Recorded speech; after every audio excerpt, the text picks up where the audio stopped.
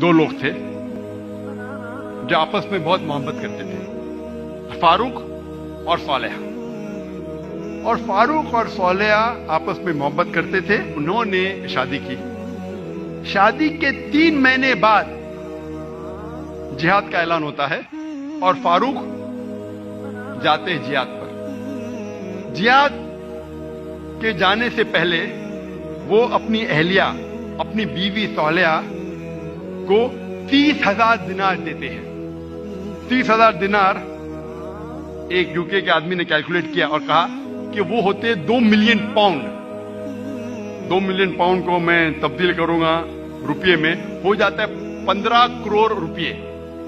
वो देते हैं 30,000 दिनार, 2 मिलियन पाउंड, 15 करोड़ रुपये अपनी अहलिया को, और कहते हैं कि इसे महफूज रखो, इसे खर्च मत करो, मैं जिहाद के लिए जा रहा हूं। और फिर वो जिहाद के लिए जाते हैं और कहते हैं कि इंशाअल्लाह मैं 3 महीने में वापस लौटूंगा। उनके जाने के चंद महीने बाद उनकी अहलिया सोलेहा को एक बेटा पैदा होता है। 1 साल गुजरने के बाद उनके शौहर वापस नहीं आते। 2 साल गुजरने के बाद वापस नहीं आते। 2.5 साल बाद एक शख्स आके कहता है सोलेहा से कि मैंने तुम्हारे शौहर फारूक को देखा कि वो गिर गए और वो घायल हो गए।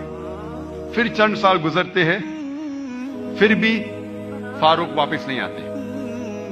तो उसकी अहलिया समझती है कि मेरे शौहर का इंतकाल हो गया।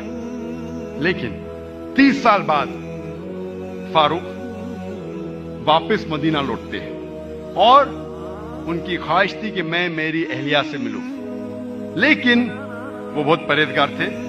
मदीना में आने के साथ सबसे पहले जाते मस्जिद में नमाज पढ़ने के लिए। नमाज पढ़ने के बाद वो देखते हैं कि कई उल्मा आपस में इल्म के बारे में गुफ्तगू कर रहे हैं और उनमें से एक नौजवान, तकरीबन 30 साल का नौजवान, जिसका नाम था शेख अब्दुल रहमान, वो सबसे बेहतरीन आलिम था। वो उससे काफी मुतासिर होते। फिर वो जाते हैं अपने घर की तरफ। जब घर में दाखिल होते हैं तो अपनी बीवी सोलेहा से मिलते हैं।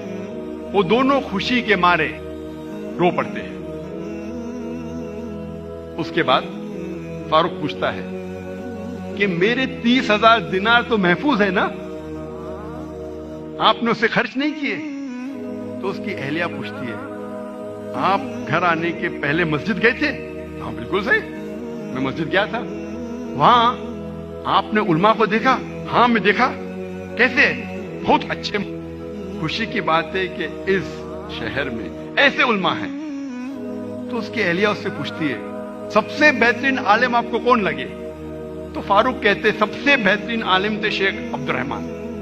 तो उसकी अहलिया पूछती है कि अगर अल्लाह आपको शेख अब्दुल रहमान जैसा इल्म दे तो आप कितना खर्चा कर सकते इस इल्म के लिए?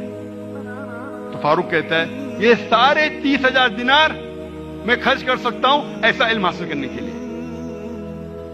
फिर उसकी बीवी पूछती है कि अगर आपका बेटा हो, उसे ऐसा आलिम बनाने के लिए आप कितना खर्च करेंगे? तो फारूक कहते मैं 30,000 दिनार से ज्यादा खर्चा कर सकता हूं, 15 करोड़ रुपए से ज्यादा खर्चा कर सकता हूं अपने बेटे को शेख अब्दुल रहमान बनाने के लिए। तो उसकी अहलिया कहती है आपके जाने के बाद मुझे एक बेटा पैदा हुआ और ये शेख अब्दुल रहमान आपका बेटा है और आपके 30,000 दिनार मैंने खर्च किए इसको आलिम बनाने के लिए। आप सोच सकते उस वक्त बेटे को आलिम बनाने के लिए वालदा खर्चा करती है 30,000 दिनार, 2 मिलियन पाउंड, 15 करोड़ रुपए। आज कौन सा मुसलमान अपने बेटे को आलिम बनाने के लिए 15 करोड़ रुपया खर्चा करने को तैयार है? हाँ, डॉक्टर बनाने के लिए नो प्रॉब्लम, डोनेशन देंगे, रिश्वत देंगे, 10 लाख, 15 लाख, 20 लाख, 50 लाख, 1 करोड़ डॉक्टर। अमेरिका भेजने के लिए मेरा बेटा अमेरिका में पढ़ रहा है, 2 करोड़ खर्चा करेंगे, 3 करोड़ खर्चा करेंगे। क्यों? बेटा अमेरिका में पढ़ रहा है, स्टेटस।